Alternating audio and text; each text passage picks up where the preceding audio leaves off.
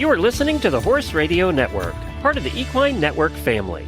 What a beautiful day for horses in the morning. You are listening to the #1 horse podcast in the world. Here's your entertaining look at the horse world and the people in it.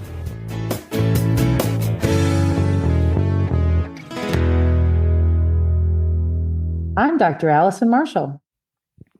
And I'm Dr. John Langlois. And you are listening to the special monthly Chi University episode of Horses in the Morning on the Horse Radio Network for Tuesday, August 27th. Good morning, Horse World. Welcome to our once-a-month look at traditional Chinese veterinary medicine with the Chi University.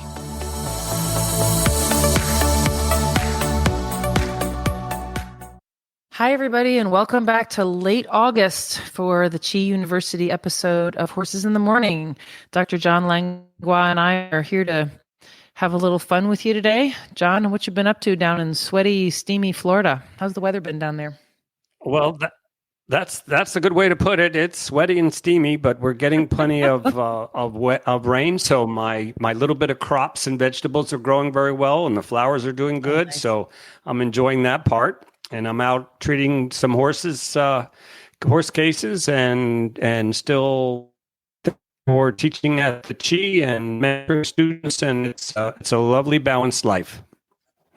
I feel the same way. I'm like extra busy in Virginia. It makes me giggle when I come down there and teach, because all of the horse people go to Florida in the wintertime, which is sort of technically our slow time of year. And yeah, I'm like a warm paper hanger in the heat of summer in Virginia, because I'm really busy up here this time of year. So I've been going and doing and going to Maryland, and been treating a lot of anhidrosis lately. I know we've talked about that before on the podcast, but it's a really neat thing to use acupuncture for, and the Chinese herbals are so helpful for anhidrosis, and that's what I'm experiencing a lot of right now. So. Yeah. And I thoroughly look forward to our time, make sure that the technical is right. And once that's right, it's really cool. And I was looking back, we've been well over a year now doing these monthly and covering a lot of different topics. And there's many more to come. So we'll look forward to sharing some new ideas and new conditions and new ways perhaps to treat that their listeners are not familiar with. Sure. And I too have so much fun. Every time we record these podcasts, I come away and think, man, that was a blast. I so enjoy, and I learn so much from our guests and everything. And I don't know, love our conversations. And we are in for a treat today, because with us, and Dr. Cindy West is, for others, she also has been teaching at Chi University as long as John and I have. As far as I know, I see her all the time when I'm there.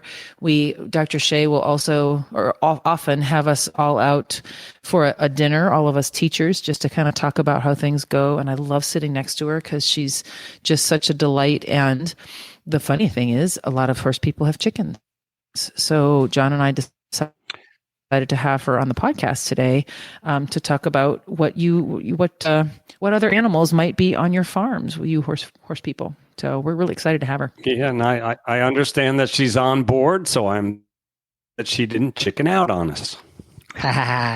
Very funny.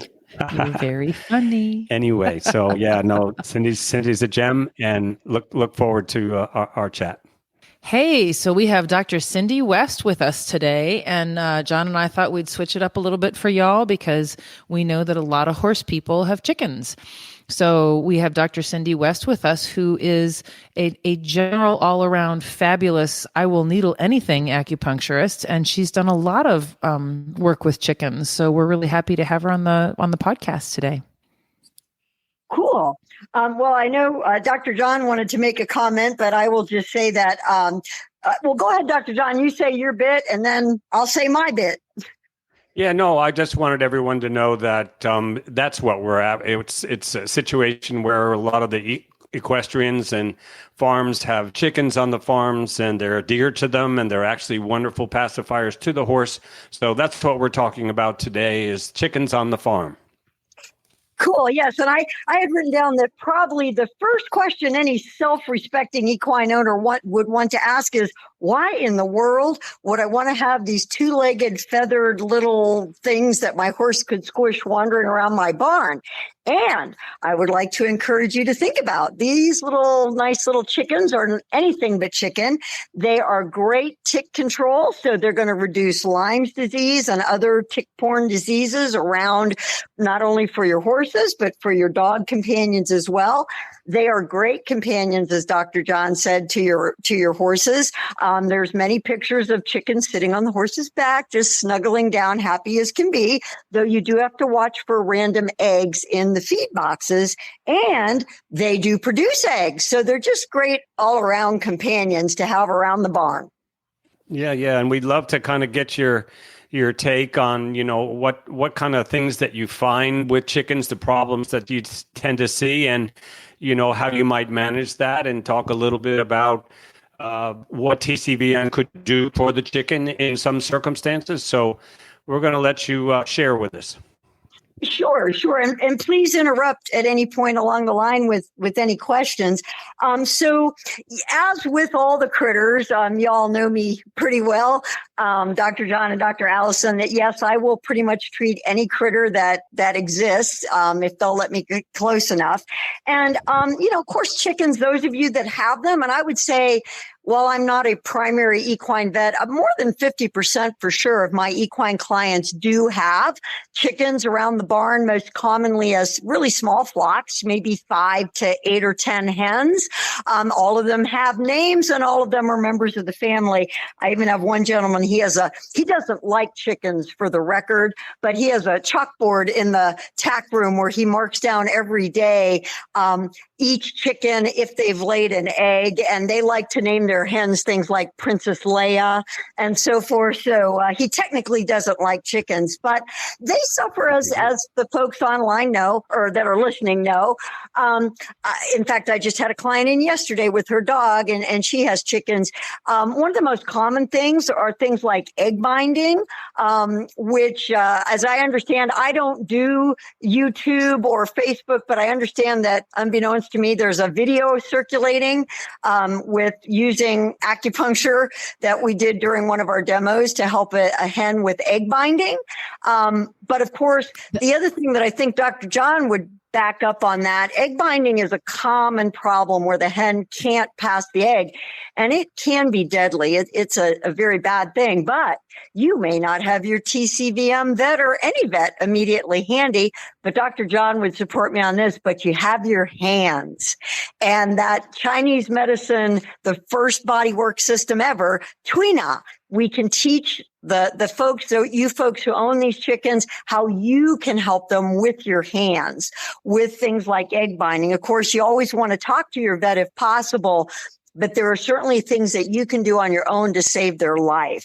So egg binding is a real common thing that we see in these hens, and TCVM is wonderful. The other thing we would use TCVM for, as you guys know, in these patients, once we relieve that immediate problem, they're likely, unfortunately, to get egg bound again, particularly in older hens and hens that are maybe not up to 100% best health. So then we can use things like herbal medicine that your veterinarian can get for you to help get them stronger and help prevent the problem in the future. So that's a wonderful thing. Tell everybody what you're doing on that little video. If you all Google chickens and acupuncture, Dr. Cindy West will come up, and she just, what I saw, and you tell me if I'm right or not, is that you place one needle in the head of the chicken and it pretty much goes to sleep, and plop, out comes the egg.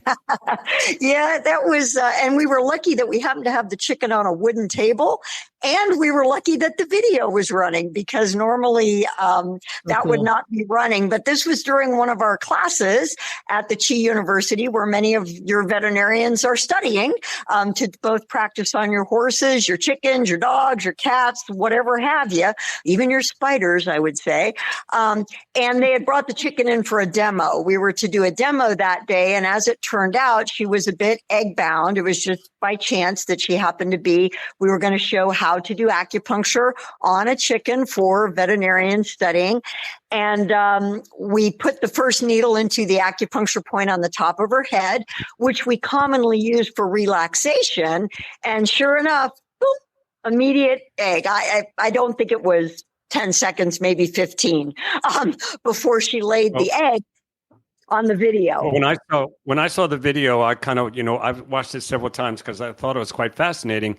And, I saw that you had to maybe make 3 little attempts to try and get the needle in the proper place, meaning a little bit deep enough to get to what we call go to the chi or de chi. And so the chicken tolerated it, and we would like to expand on that a little bit and say in general, how do they tolerate? But what I saw was the chicken began to relax, and then it just kind of went into this little bit of posturing mode, and that took about 5-10 seconds, and then it shook its head, and then the egg was there. And it was almost like I just let myself go ahead and do it. And it was truly remarkable to see. Right. And you're right, Dr. John. I tell people honestly, well, the main reason that I started doing acupuncture on birds after coming to study with Dr. Shea was nobody told me I couldn't. That was the main reason I started to do it. And birds, I would say birds and horses are the 2 animals, well, and cats. I'm going to put cats in there too, that they get acupuncture. They really get it. Birds love acupuncture. Chickens are the easiest because just of their nature, they're very grounded. They're typically a calmer type. Even the nervous chickens are calmer than a lot of other birds. For example, parrots or other birds that people might keep. But birds love acupuncture. And you're right. I think it's because when we place the first needle and we go hunting for the reaction, the dai chi, that's where it belongs. They do. They just relax. They fall asleep. Hawks fall asleep. They just fall asleep. And then it allows them, in that case, to release the egg, to go ahead and they're relaxed enough, because when they're uncomfortable and in pain, like your horse, like your dog, like yourself, they can't relax. They can't release those muscles to allow the egg to pass. And that's one of the things that this can help. And going back to what the people could do, you can do this with your hands. You can stroke the chicken on the top of their head. If you watch the video, right down the center of their head, next to their comb, if they have a comb, if they're that type of chicken, just straight down their head. And then also gently massaging their abdomen, stroking from their chest over their breastbone, back over there to the back behind their tail, on the underneath of the chicken. And we can help them to pass those eggs. So your hands are very powerful tools. So the late cool. Bruce Ferguson was a wonderful Tui-na practitioner. In fact, he, in the advanced class, uses a lot of exotics. And one of the things that he talks about in there is his towel wrapping technique. And I would think for most domestic farm chickens, you wouldn't need that. But I found that to be quite interesting, that if you did find one that was fractious and not doing good, wrapping it in a towel so that you can, you get access to certain areas you want to, but it calms them down tremendously. Yeah. And Dr. Bruce is, as you know, one of my mentors. I just admired him so much and still do. I ask for his help on a regular basis, and he always comes to my aid. The towel wrapping can be a useful tool. I find, honestly, most of my patients, even the raptors, we rarely have to wrap them, but it can have that calming effect. The other thing is to remember, as the chicken mom or dad, using very soft voices. Most people that know me, my colleagues, are surprised to hear that I use almost a whisper voice at my practice all day long, or in dealing with the birds, because we want to send a calming influence and not startle them, because they are still birds. And sadly, chickens are very tasty, and animals that are very tasty tend to be a bit on guard. So we want to respect that and go very slowly and gently. But yeah, covering their eyes or towel wrapping them can help them when they're a bit nervous about what's going on, so they don't injure themselves. We don't want them to get hurt during any of these processes. Yeah, and we're back on the late Bruce Ferguson. He was a champion of Tui-na, and and I just wanted to put a little plug in. Cindy, you are a wonderful teacher of Tui-na. I also teach at the Chi University this ancient body work, and Allison and you were both very, very instrumental in getting the newest textbook done with Allison contributing to the horse musculoskeletal issues, and you with the exotic and zoo animals. So kudos to both of you. And into the Tui-na, I think that's a beautiful thing to introduce. Like you said, yeah, they might tolerate the needles pretty well, but that massage technique, just as you mentioned, would do wonderful for that condition. For the people who haven't listened to our podcast in the past, Tui-na is basically sort of acupuncture with your hands. So when we learn that as veterinarians, we're learning different ways to stimulate acupuncture points. But just like Dr. Cindy said about the chicken, you can kind of stimulate the whole breastbone all the way to the back. And I found taking the Tui-na class myself, how amazing our own hands are at stimulating things. So when we talk about the Tui-na, it's a branch of Chinese medicine, just like acupuncture, just like herbal medicine. And it's basically using one's hands to do the acupuncture and to relieve tight areas in the body. And I can tuck in a plug for it because I feel like when I do chiropractic on horses, which I do a lot of, that I use a lot of Tui-na and I use a lot of myofascial release. And I think that using those in a manual, in a chiropractic way moves the energy way better than just a spinal adjustment by itself. So I just want to briefly go over what Tui-na was for those people who hadn't heard of it, hadn't heard us talk about it before. And I always smile a little bit because I say to my clients, so here's the deal. Your hands are very powerful tools. I think a lot of people don't realize how powerful the hands are, not only in a practical sense and a physical sense, where you're placing them, getting proper placement, but of the energetic work that occurs through our hands as well, whether we believe in all that esoteric woo-woo or not, there's still an energy that occurs. Electromagnetic fields are real things. And I tell my clients, look, you can pay me a lot of money to come and do acupuncture, or for free, let me show you how to use your hands. And they're powerful tools, awesome. And you always have them ready. You're there because your vet, they may not be able to even come that day. And an egg-bound chicken, you don't have a lot of time. You have to do something to help them. And of course, I love the internet. There's great resources online now, that talk about soaking the chicken in warm water. So you stand them in their little pan of warm water, with their vent area in the pan while you're doing your massage. And this can be a very powerful tool. You can save lives that way. So it's a neat thing to know. And additionally, I received a video last year, and I know both of you are familiar with our Kuriana stick. And this is a tool to use for therapeutic massage. And it's I got sent a video of a chicken with Kuriana stick being used on it. So I have that I'll share that with you sometime, Cindy. So we can also, if you want, use that little bit of device, a little bit of brush to actually help in our Tui-na process. Absolutely. Or remember the mouse with a paintbrush. Yes, I remember. Curry on a stick for a mouse. And so, there's a lot of handy tools we have right in the barn that we can help our feathered friends. And, talking about the Tui-na, it's again, one of the major tools that we use. Another common condition that y'all might see in your farm chickens is either crop impaction or sour crop. And this is another opportunity where using your hands with massage as the pet owner or caretaker, you can relieve these things with your own hands. And again, then of course we do want the vets to look, and acupuncture is the most amazing tool. I still say I'm an acupuncturist at heart. But you have something on your own hands that you can do to help serious problems and help your chickens to recover. I raised pigeons again for almost 9-10 years, and I dealt with a lot of these things of the egg bound and, crop impactions or sour crops. And so, yeah, the hands make a lot of sense to be able to get in there and just manipulate them and try to move the qi in the blood, which is what we're trying to do in TCVM.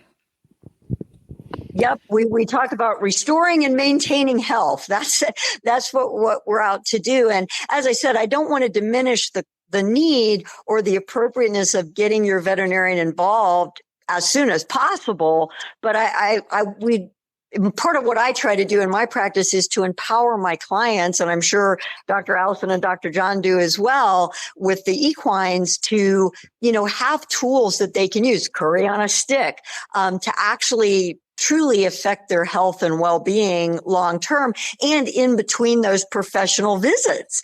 It's nice to be able to do something to help all of the animals in between the professional visits as well. So this is a very valuable tool at my practice anyway, and I'm sure it is for yours as well. Yeah, and herbal medicine. How do you get the chicken to take their herbs? Dr. Allison, did you want to throw something in there before I said about the herbs?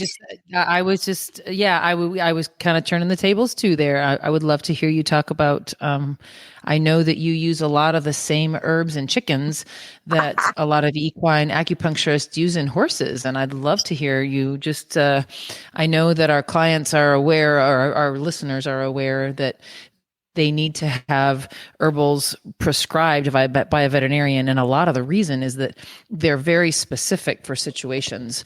Unlike acupuncture, there's a lot of good that can come from putting needles in a lot of different ways. Herbs are very specific for certain sicknesses. And if we prescribe one that is incorrect, we can make a situation worse. But I would love to hear about how you are using herbs in chickens.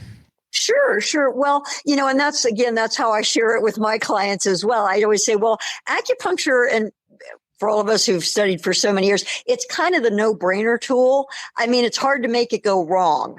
Yeah, even if you get it, quote, wrong, if your diagnosis in Chinese medicine is wrong, the body, Dr. Shea tells us, the body just comes to balance. So whatever you do, you're unlikely to cause harm with acupuncture. Of course, in birds, because they are delicate creatures, we do have to be a little more careful as acupuncturists not to damage tendons and ligaments and vessels. We don't use a lot of hemoacupuncture. That's where we bleed acupuncture points. Those of you with horses have probably seen your equine vet intentionally make an acupuncture point bleed, particularly around their hooves, the Jingwell points and such. We don't like to do that in birds because they're small and they don't have a high blood volume. So we don't use that technique. But with acupuncture, it's hard to cause harm. Herbs, I get really twitchy when people say, oh, they're supplements. And I'm like, nope, it's herbal medicine. It's well medicine. Said. And you need to, because I'm sure we've all had it where somebody, oh, well, I gave it to this one you prescribed, so I gave some to this one, right? And it's like, no, that's their medicine. So yes, with the chickens, we use things. So those feathered parents out there, we use things like for splay-legged chicks. That's a common problem. Young chicks are sometimes born. They've been in an odd position in the shell. They have tendon ligament issues in their little legs and they splay out. The legs go out to the side. This is a readily treatable problem most of the time. And what do we use? Tendon ligament formula, just like you do for your horse with the suspensory injuries. And the cool thing about chickens is you use tiny bits. It's cheap. You treat the chicken on the side, right? Because whatever you bought for your horse, you can treat the chicken for 5 years. And so they're not expensive, but they are specific. So you want to know what you're dealing with. So yeah, we use tendon ligament formula. Those sour crop or those impacted crop chickens, we use an herbal medicine called Bahirwan, which is commonly used for horses that have digestive stagnation. They get those colic type things. Bahirwan is useful to relieve that. We use it for impacted crops and chickens. Chickens are easy peasy. birds are so easy to get herbs into, unless they're truly inappetent. That's another story. But because they are omnivorous and they'll eat little bits of canned dog food, canned cat food, you can easily put their herbs in little meatballs and they'll scarf it right down. Another thing I like to use, many people have compost piles around the barn, and there's a little critter that likes to live in there called black soldier flies, and they make lovely larvae. Some people call them maggots. I call them larvae. And they're very healthy, actually. They're a great food source for chickens. In fact, many of you may see your chickens picking around the manure pile or the compost pile because that's what they're getting. It's the black soldier fly larva. And you can just roll those larvae in the herbs and they'll coat right onto the larva, feed them the larva. Chickens are real easy to medicate. They do get specific doses, and your vet, of course, can help you with how to dose the chickens. But they're real easy, and the herbal medicines are extremely effective in them. Yeah, in the TCVM theme, Cindy, if we're being true to form, and we bring you a chicken that has a specific problem, whether it be a trauma or maybe even, there's a lot of Western diseases out there that chickens potentially could get, hopefully not any of the serious ones. But Sure. how would you do your TCVM? We rely a lot on tongue and pulse. How would you be able to evaluate a bird or a chicken for that? So I first walk up to the chicken and I say, ah, so I can look at its tongue, and then hold out your wing.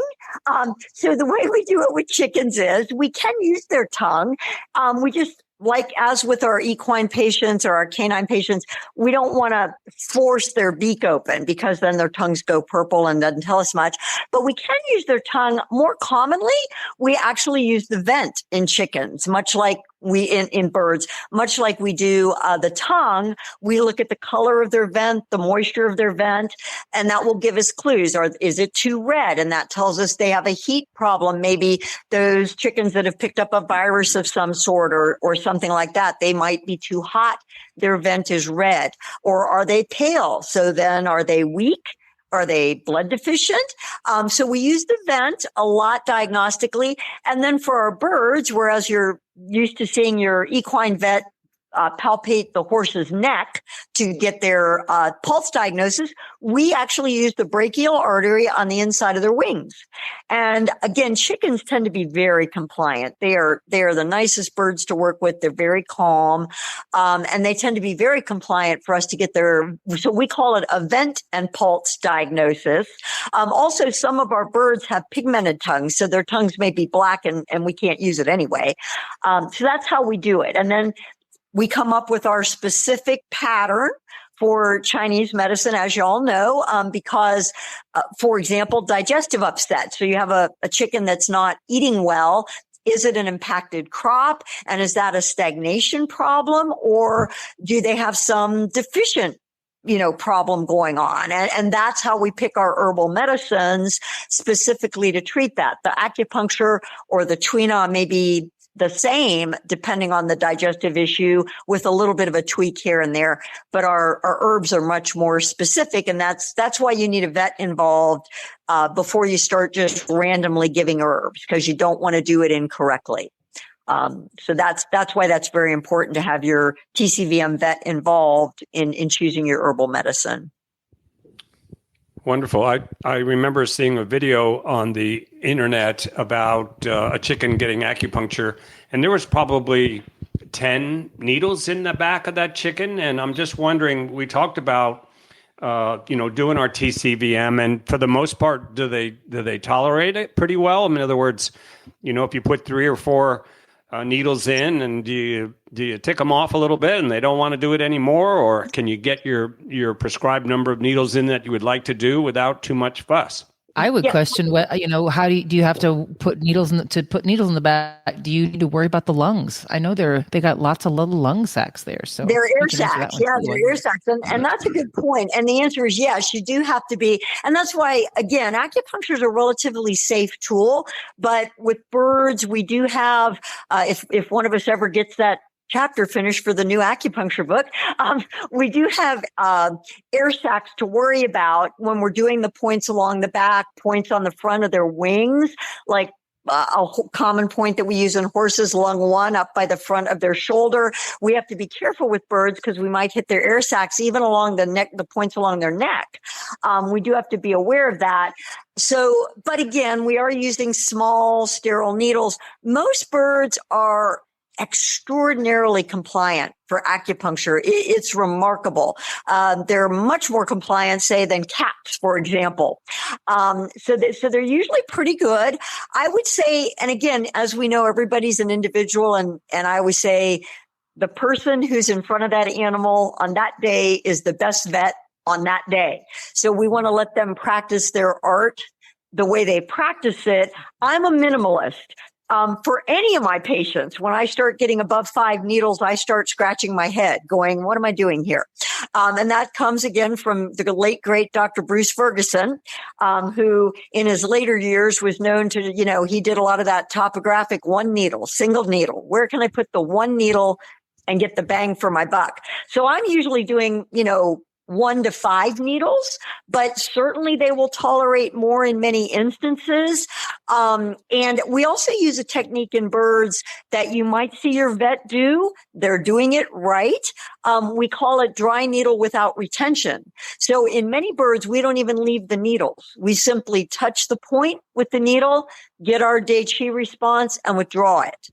And acupuncture treatments, if you have your vet out to do that for your bird, they're typically very short, 5 minutes. I mean, I have done up to as long as 20 minutes or a half an hour in birds. I've even done electroacupuncture in birds. But usually 5 minutes is a sufficient treatment. They're a very high energy. In Chinese medicine, we say they're very yang type animals. They're up and out. And so they don't need a lot of stuff going on to move qi through their body, to move the energy in their body. So 5 minutes is a substantial treatment for a bird. That's really very, cool. Very cool. And, something that I remember that I saw when I did my raising of the pigeons is a lot of times you find, and you can certainly speak of the condition better than I, but they pluck their feathers out, and you get these birds that, have lost a lot of their feathers, and it's maybe more of a Shen disturbance or a behavioral problem. Do you see that a lot in the chicken? Interestingly, most of the chickens that I see, because the vast majority that I see are small, what we call small backyard flocks, 3 to 8 or 10 chickens, and they have a good life. They're generally kept free ranging. They'll call them into a coop at night for protection because, of course, in our area, we worry a lot about predators. We got coyotes and bobcats and, again, chicken's very tasty. So we protect them. But because most of our chickens are free ranging, we don't see the behavioral disturbances that we see with captive raised pigeons or citizens, the parrot types. As you said, most feather plucking, we don't see it in wild birds. It doesn't occur. The Shen disturbed, I'm upset, I'm psychologically disturbed, that doesn't occur in wild birds. We'll see it in raptors that are in rehab because they're in a captive environment. We only see it in wild birds or free ranging when they've got, say, a problem, mites or something like that. And again, we can treat it herbally. A lot of those you'll probably want to employ some conventional medicine because it's safe and simple and quick.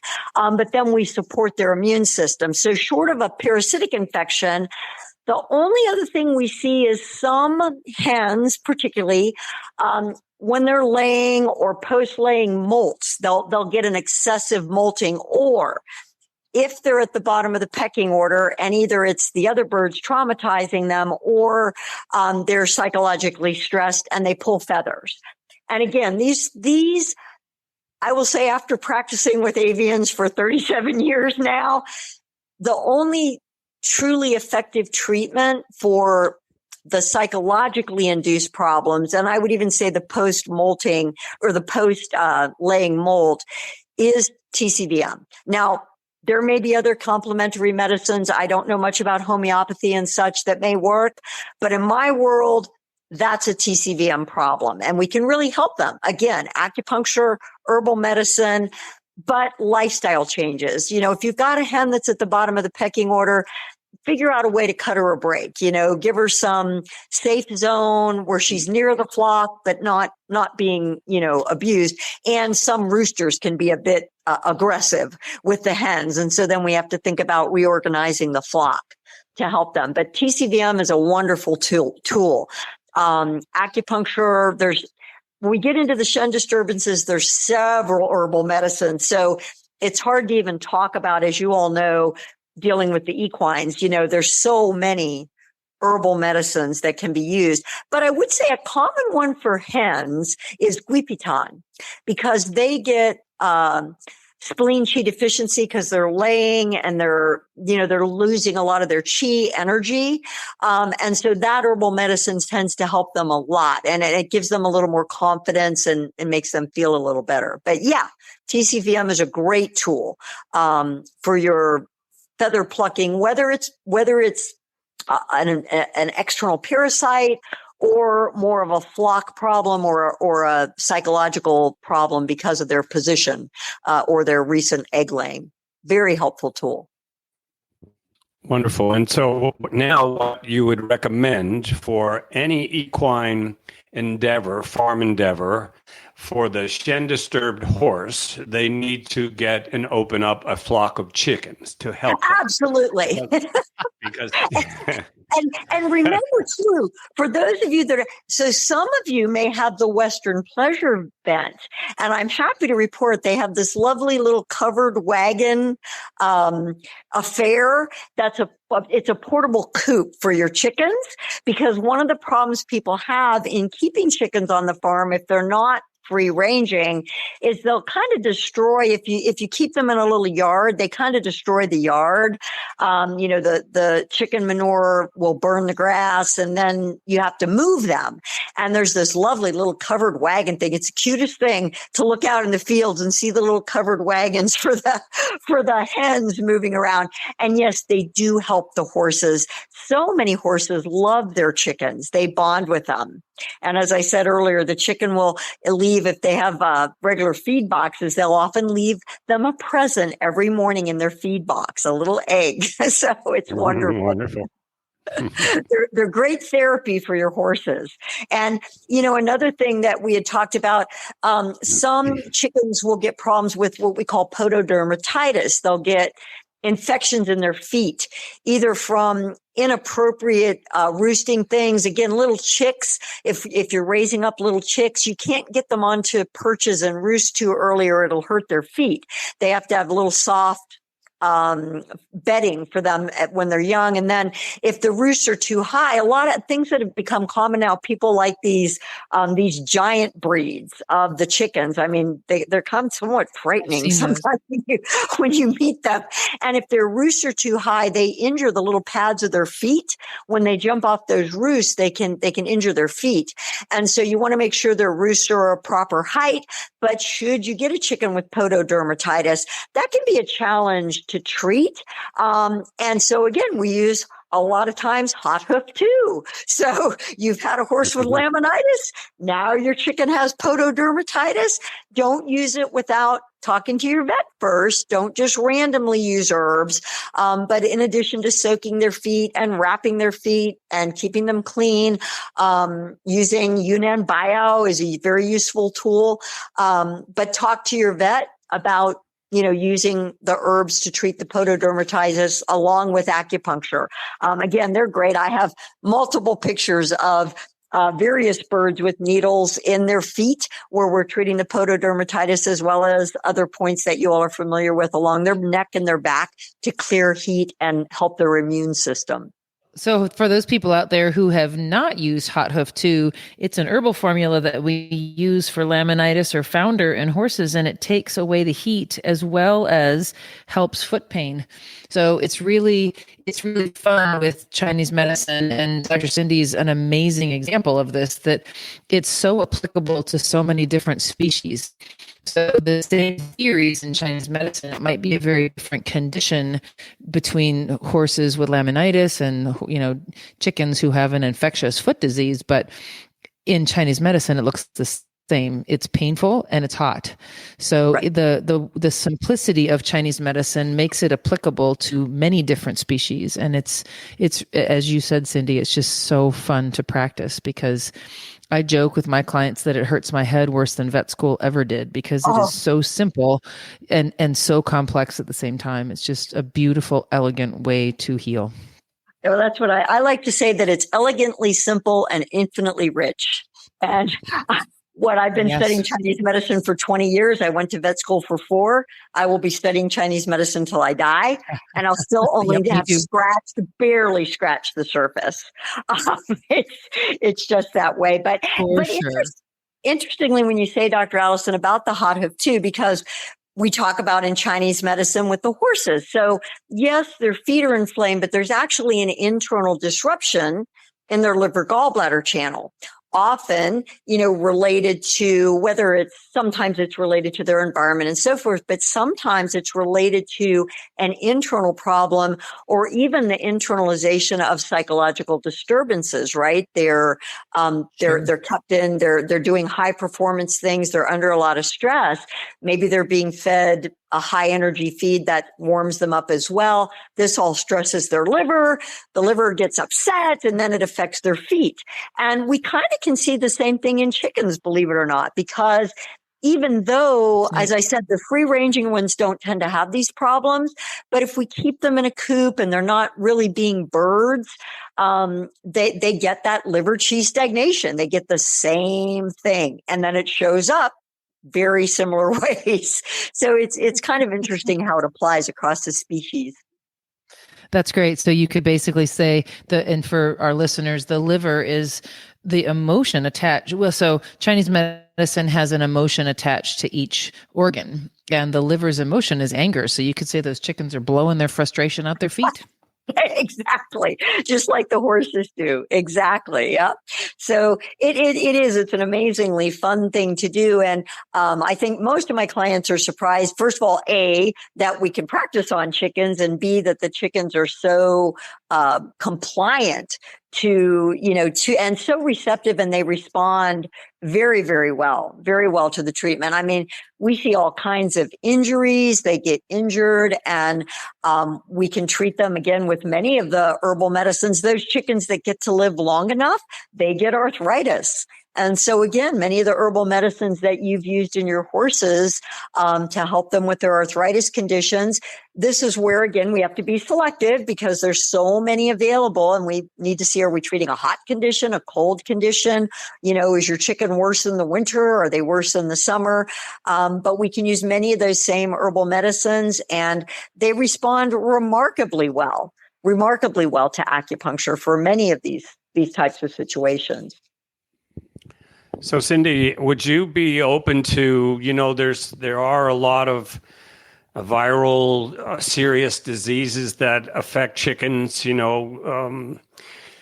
fowl pox and so many different influenzas and many different, contagious diseases. I think you would be a fantastic person that would consult for some maybe larger operations that are dealing with this on how to manage them in addition to what they may approach in a Western sense. Would that be something you would be open to? Yeah, sure. Now, I don't deal a lot with, if you will, herd medicine or flock medicine on the large basis. Again, most of my patients are individualized. And of course, the biggest problem we went up against with larger operations is, we have to comply, particularly depending on what they're raising the chickens for. We do have to be careful about the FDA and various rules and what are they okay. And, we do know most of the herbal medicines are safe and they're not going to be, in the meat or the eggs. Some things might have a withdrawal time. Most things do not. But yeah, there could be a number of programs, just like I'm not sure about the horses because I don't deal with large barns and things, more individualized. But I don't know if you all use, for example, Yin Chow or Jade's Green 8. If there's a viral problem going through, these things might be very good preventives. And, when you start talking, I start thinking, Yin Chow, Puxi Xiao Du Yin. There are some viral causes of, for example, stargazing in chickens. And we have great success using herbal medicines like Fuji Zhao Du Yin for that kind of a thing to actually resolve the problem. But on larger flocks, I'd be open to it. I would think it would be great, but we would want to be really careful if they're being raised for egg production or meat production, whatever, that we make sure we don't get anybody in trouble with anything that we're doing. But I think they could be useful tools preventively for sure. Sadly, chickens being chickens, when these things show up in a facility, sadly, a big facility, they're usually depopulated. And that's kind of sad for people like me, but I understand it. Farm environment, though, you're not, if you were to prescribe a particular herb, you're not going to tell them to withdraw any egg consumption. You're comfortable that the herbs that you would prescribe, there would not be a withdrawal period in consuming the eggs. Right. And this is where, again, we do want to get a veterinarian involved with this, because we do need to be aware of what is in the herbal medicines, what we're using. But most of the ones that we would use, so for example, let's say we did have a virally thing going through somebody's little backyard flock. And I might say, let's put all the chickens on yin chow. That's a common preventive herb for these things, as you guys know. Let's put everybody on yin chow. We've got 5 chickens here. Let's put everybody on yin chow for a week or 10 days preventively, so that everybody else doesn't get sick. I do that with kennel cough dogs and things like that. I would feel confident that we would be okay with the eggs and things like that they might produce. But there are some herbal medicines, very, very few, but that we might want to be more careful with. The other thing we have to consider with the chicken owner, you feathered mom and dads, feathered creature mom and dads, but the moms, is somebody pregnant? We want to be aware of these things, and better safe than sorry. I mean, fortunately, most of my clients that have those little backyard flocks, they have more eggs than they know what to do with. They're trying to give them to everybody and their brother. So if we said, hey, play it on the safe side, let's hold off on eating these eggs for a while, that's not a problem. But most of what we prescribe is safe. I don't worry about it, but get your vet involved, because we don't want to create any problems for anybody.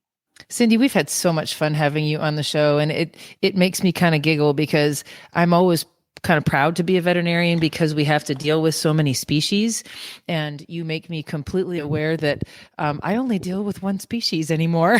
I only deal with horses. And so listening to everything that you do, I must admit that you've always been one of my favorite people to see when we go down and teach and talk to at dinner and that sort of thing. But the depth of your knowledge and what you've shared with us today makes me adore you on a completely new level. And I've had a ball listening to all of your talents and how you have applied being a veterinarian as well as your acupuncture skills. It's just you're a great representation of our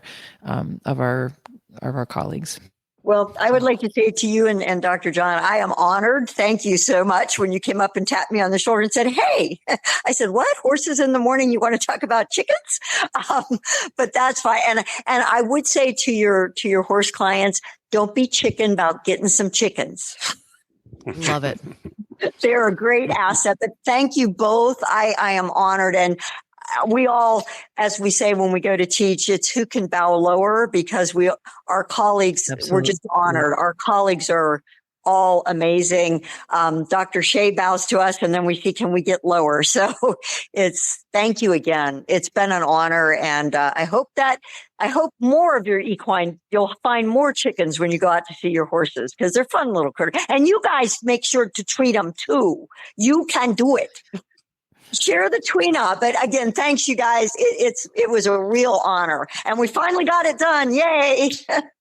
Well, John, that could not have been more delightful. I'm actually thinking about even trying to put a needle in a chicken. I probably need to go shadow Cindy for a day or two just to really get the hang of it and make sure I do no harm. But what an awesome medicine to use with these little creatures that so many people enjoy.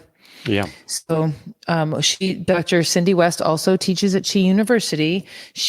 Her practice is called Alternative Veterinary Medicine, and she is in Havana, Florida, which is just north of Tallahassee out in the Panhandle. So if any of you chicken owners honestly, she'll treat anything, she says. So if anybody needs a veterinary acupuncturist out in the Panhandle of Florida, what a spectacular reference she is, and what a spectacular wealth of knowledge she is on any animal. She's awesome. So you can find John and I both through Chi University if you need to. And I have a quote for the day. John, do you have anything to say before I end up with my quote? I'm all ears for your quote. Any more funny little dry, witty humor? All right. Well, I don't really want to get fouled up with all that. Ha ha ha. Oh, come on. Ha ha. Yeah, very good. See, I knew you could do it. Awesome. All right. I have a quote that is attributed to somebody named Savannah Guthrie. Life is not a fairy tale. If you lose your shoe at midnight, you're drunk.